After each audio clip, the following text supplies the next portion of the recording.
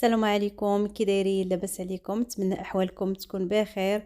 مرحبا بكم معايا في وصفه جديده وفيديو جديد. اليوم غنشارك معكم طريقه تحضير البهله على حقها وطريقها كتجي مشقه وناجحه لاي مبتدئه عمرها ما دارت البهله دير هاد الطريقه وتجربها بنفس المكونات. واهم الحاجه هي الطريقه ديال التحضير. نتمنى تتبعوا معايا الفيديو الاخير. بسم الله والصلاه والسلام على رسول الله. احسن حاجه كنبدا بها لا فيديو ديالي وحتى نتوما معايا. يلا دابا نمشيو نشوفوا طريقه التحضير وفي نفس الوقت المكونات كيف ديما. اول حاجه غناخذ واحد البول غندير فيه 125 غرام ديال الزبده. انا استعملت هذه ديال البواطه. هاد البواطه كتهز 200 غرام.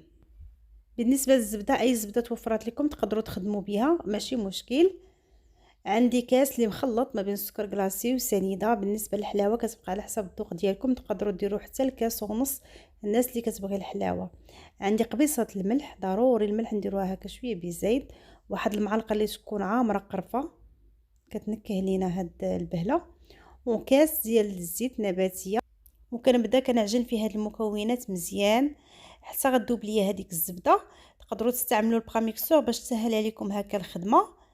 الا كنتو ما قديتوش هكا تخدموها بيديكم راه ما كتاخذش وقت بزاف، لان الزبده انا خرجتها من الثلاجه من قبل. كيصبح ليا الخليط على هاد الشكل، على شكل كريمي. وكنبدا باضافه المكونات الاخرى.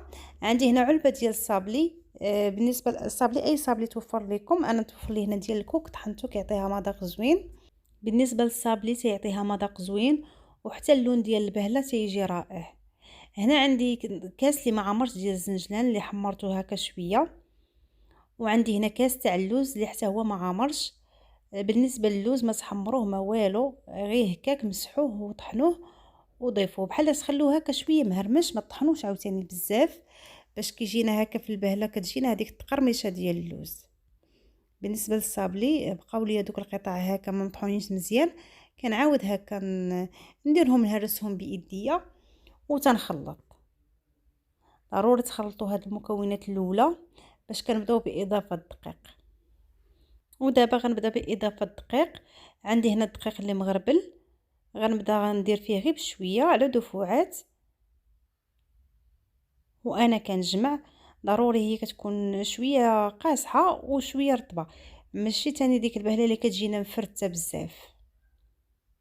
كاين اللي كيخليها تبات، هذه كتوجد في نهارها ما كتحتاج لا تبات، ما كتحتاج هكا ندوليها لا حكاكه لا والو، ناجحه 100%.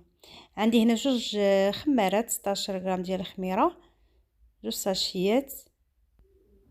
وانا كنجمع وفي نفس الوقت كنشوف لا مازال خاصها الدقيق كنضيف. كنبقى في هذه المرحله غير بشويه بشويه باش ما تقصاش ليا عاوتاني بزاف ويجيني القوام ديالها قاصح. في هذه المرحله هذه غنضيف واحد المعلقه ديال المكون السحري اللي غيخلي البهله تجينا مهشيشاش بزاف وفي نفس الوقت غتجينا رائعه وكتبقى مده طويله. واحد المعلقه ديال ماء الزهر.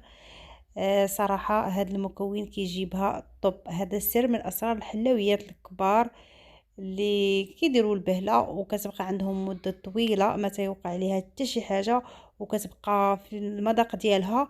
مع كاين بزاف الاخوات كتجيهم هكا رطبه وما كتجيهمش ديك التقرمشه هكا ديال اللوز وديال الزنجلان. هاد المكون هذا راه كيجيبها رائعه، جربوه على حسابي وردوا عليا الخبر. صافي دابا غنجيب الطاوه ديال الفران اللي غندير ليها ورق الطهي وغادي نبدا كنشكل فيها. بالنسبه للحجم نتوما كيبقى لكم اختياري، انا درتها هكا متوسطه.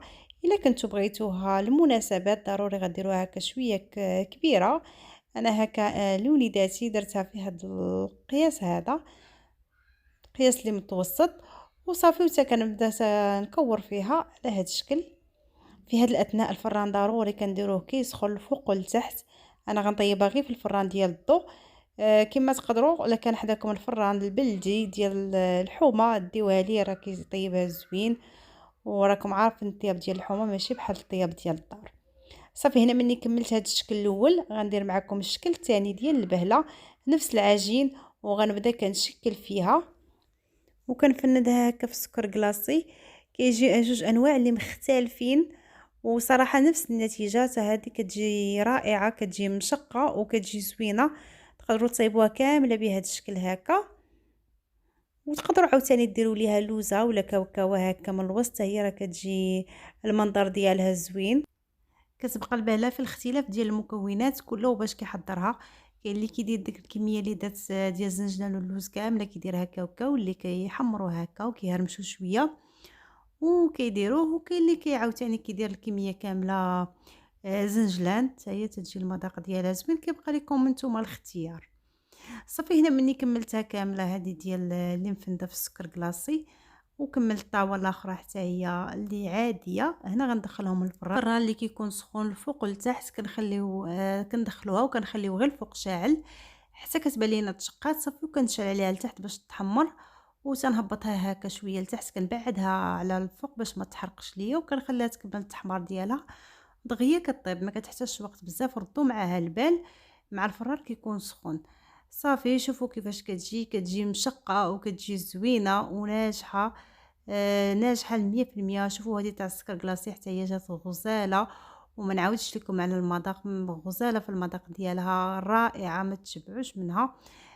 صراحه كتستحق تجربه هكا ضياف الغفله. الا كان شي واحد هكا جاي عندكم كتحضر في ساعتها.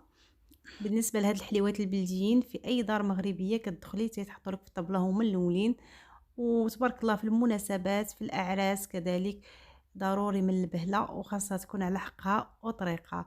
هذا هو فيديو نهار اليوم، نتمنى يكون عجبكم. وإلا عجبكم ما تبخلوش عليا بلي لايك، واللي مازال ما مشتركاش كنقولها شاركي الا عجبك محتوى القناه طبعا، باش يوصلك كل جديد ديالي اللي كنحط.